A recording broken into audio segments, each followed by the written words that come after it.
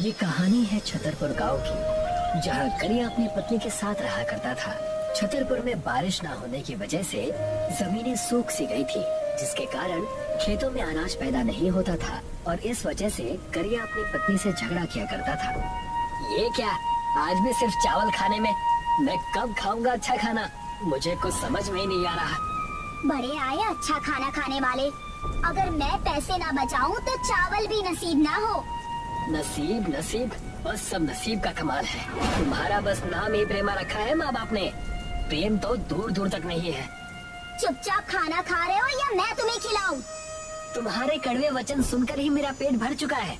मैं जा रहा हूँ, नहीं खाना मुझे ये सब। करिया प्रेमा से झगड़ा करके वहाँ से चला गया और जाकर अपने खेत में हल चलाने लगा। कड़ी धूप में परिश्रम करने के बाद उसे नंदू पहलवान नजर आया।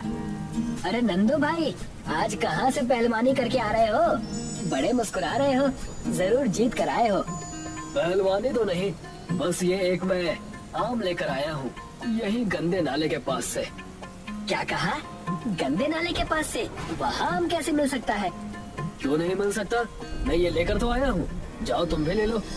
नंदू सोचने लगा और वहाँ उस गंदे नाले के पास चला गया। ये पहलवान जरूर पागल हो चुका है, मोटी बुद्धि का। इसे क्या पता कि गंदे नाले के आसपास भी कोई नहीं भटकता और ये पता नहीं कहाँ से आम लेकर आ रहा है। मुझे जाकर एक बार देखना चाहिए। करिया उस गंदे नाले के पास चला जाता है और वहाँ की बदबू से हैरान होकर वो सोचने लगता है, यार यहाँ तो कोई नजर नहीं आ रहा। ये नंदू बुड़बक को किसने आम दे दिया? मुझे यहाँ से चलना चाहिए। लगता है वो मुझे बेवकूफ बना गया। जैसे ही करिया वहाँ से जाने लगा, उसे उसी नाले के पास से गांव के भिखारी ने आवाज दी। क्यों बे, आम लेने आया है? कौन हो तुम और बदतमीजी से बात क्यों कर रहे हो? मैंने ही उस पहलवान को आम दिया था, मैं कोई ऐसा वैसा भिखारी नहीं हूँ। अगर तुम मुझे मक्के की रोटी खिलाओगे तो मैं तुम्हें मुंह मांगी चीज दूंगा। मेरे पास चावल खाने के पैसे नहीं है और तुम मक्के की रोटी मांग रहे हो? तो तुम्हारी हालत मुझसे भी खराब है लगता है। भिखारी के इतना कहते ही करिया को क्रोध आने लगा और तब करिया ने भिखारी से कहा, तुम इतना कैसे बोल लेते हो? चलो मैं तुम्हें तुम्हारी मनपसंद मक्के की रोटी खिलाता हूँ। करिया उस भिखारी को लेकर एक छोटे से ढाबे पर गया और वहाँ जाकर उसे मक्के की रोटी खिलाने लगा। वाह वाह, मक्के की रोटी, वाह वाह, मक्के की रोटी, सरसों दा साग, चलेगी जिंदगी बिल्कुल भाग भाग। वाह वाह, देखा तुमने, मैं तो गायक भी हूँ। वो सब छोड़ो, खाना खाओ, मुझे और भी बहुत काम है। करिया ने उसे मक्के की रोटी और सरसों का साग खिलाया और उससे कहा, तुमने उस पहलवान को आम दिया था, तुम मुझे क्या देने वाले हो? इमली, मैं तुम्हें इमली देने वाला हूँ। इस इमली को अपनी पत्नी के साथ खाकर तुम इसके बीज को गंदे नाली के पानी के पास बो देना और जादू देखना। इतना कहकर भिखारी वहाँ से चला गया, लेकिन करिया उस इमली को देखकर सोचने लगा, ये कैसी इमली है? कहीं ये मुझे पागल तो नहीं बना गया? उधार में मक्के की रोटी और सरसों का साग भी खा गया और आम की जगह दे भी गया तो क्या ये इमली? करिया उस इमली को लेकर अपने घर चला गया और अपनी पत्नी प्रेमा को देकर कहने लगा, भाग्यवान, ये इमली ले लो, इसका कुछ बना देना या खा लेना। इमली की कौन सी सब्जी बनती है भला? इसे हमें खाना ही होगा ना? हाँ, खा जरूर लेना और ध्यान रखना, इसके बीज मुझे दे देना, मैं इसको बो दूंगा। खेतों में कुछ बोना हो तो मुंह फूल जाता है और तुम चले इमली बोने के लिए। वाह, इतने मेहनती कब से हो गए?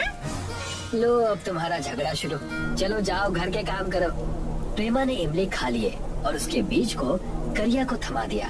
करिया उस गंदे नाले के पास फिर से चला गया और वहाँ जाकर उस इमली के बीज को बोने लगा, ठीक नाले के पास। ये हो गया इमली बोने का काम पूरा। कल सुबह आकर देखता हूँ ये कितना बड़ा पेड़ बनेगा। दूसरे दिन सुबह करिया उस इमली के पेड़ के पास गया और वहाँ जाकर दंग रह गया। इमली का पेड़ एक ही दिन में बहुत बड़ा बन गया था, जिसमें खूब सारे इमली भरे हुए थे, जिसे देखकर वो सोचने लगा, ये कैसे हो सकता है भला? कल ही मैंने बीज बोए थे और आज इमली का पेड़ इतना बड़ा कैसे हो गया? जरूर कोई ना कोई बात तो है और इस पर इतनी सारी इमलियां नजर आ रही हैं। मुझे इमली तोड़ने होंगे। करिया उस इमली के पेड़ से इमली तोड़ने लगा और जैसे ही इमली करिया ने तोड़ी उसमें से हीरे निकलने लगे। इमली के टूटते ही हीरो की बौछार होने लगी, छोटे छोटे कीमती हीरे। उन हीरो को देखकर करिया चौंक गया। ये हीरे कैसे हो सकते हैं? आए, मैं माला माल हो गया, कमाल हो गया। आए यकीन नहीं हो रहा मुझे। उन इमली और हीरो को लेकर करिया उसी भिखारी को ढूंढने लगा जो कि एक मंदिर के बाहर आराम कर रहा था। क्यों आ गए ना चौंक कर मेरे पास? लेकिन ये कैसे हो सकता है? इमली के पेड़ से हीरे कैसे निकल सकते हैं? तुम कोई साधारण इंसान नहीं हो, आखिर तुम हो कौन? अरे बाबा, मैं हूँ तो साधारण इंसान ही। तुम्हें और भी हीरे चाहिए हो तो उस गंदे नाले को साफ करो। उस नाले को साफ करके ही मैंने इतना पुण्य कमाया है जिसका मैंने तुम्हें थोड़ा सा हिस्सा बांट दिया। मैं उस नाले की आज ही सफाई करूंगा और अच्छे से करूंगा और सारे हीरे ले जाऊंगा। करिया सारे हीरे और इमली ले जाकर अपनी पत्नी प्रेमा को दे देता है और प्रेमा से कहता है, अब से हमें किसी भी चीज से डरने की या तरसने की कोई जरूरत नहीं है। हमारे पास अब सब कुछ है। हे भगवान, मुझे नहीं पता था कि मेरे इमली के बीज को खाकर फेंकने से इतने हीरे मिल जाएंगे। बचपन से लेकर अब तक करोड़ों का नुकसान हो गया। वो कैसे भाग्यवान? मैं समझा नहीं। मैंने कितने सारे आम और इमली के बीज खाकर बस ऐसे ही फेंक दिए। दोनों हंसने लगते हैं और अपनी जिंदगी उस हीरे की मदद से अच्छी कर लेते हैं। पूरे 1 साल बीत जाने के बाद जब उनके पास हीरे और पैसे नहीं बचते, तब प्रेमा करिया से कहती है, क्यों ना हम दोबारा वहाँ चले? उस नाले के पास हमारे पैसे भी अब खत्म हो चुके हैं। हम उस गंदे नाले की सफाई करेंगे, पूरी तरह से सफाई, और सारे हीरे दोबारा हासिल कर लेंगे। लेकिन लोग क्या कहेंगे कि करिया और उसकी पत्नी उस नाले की सफाई करने जा रहे हैं? छी छी, मैं नहीं करूँगा ये सब। जी, आपको मेरी कसम। करिया और प्रेमा दोनों ही उस नाले की सफाई करने लगते हैं। लोगों का गिराया हुआ प्लास्टिक कचरा उस नाले में जमा हुआ होता है। वहाँ जाकर पूरे 1 महीने तक सफाई करते हैं, लेकिन उन्हें कुछ भी हासिल नहीं होता, जिससे दोनों चिंतित हो जाते हैं। यहाँ तो हमें अब कुछ नहीं मिल रहा।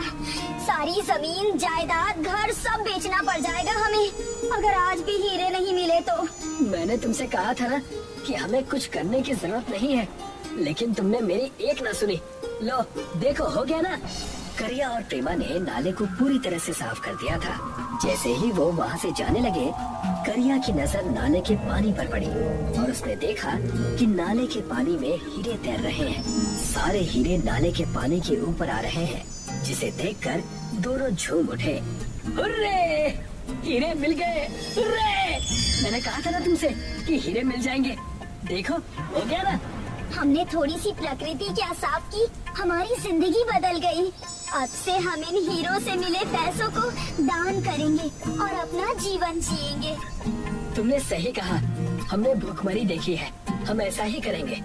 प्रेमा और करिया दोनों ही उस हीरे के नाले की मदद से खुश रहने लगे और लोगों की सेवा करने लगे और अपना जीवन खुशी खुशी बिताने लगे।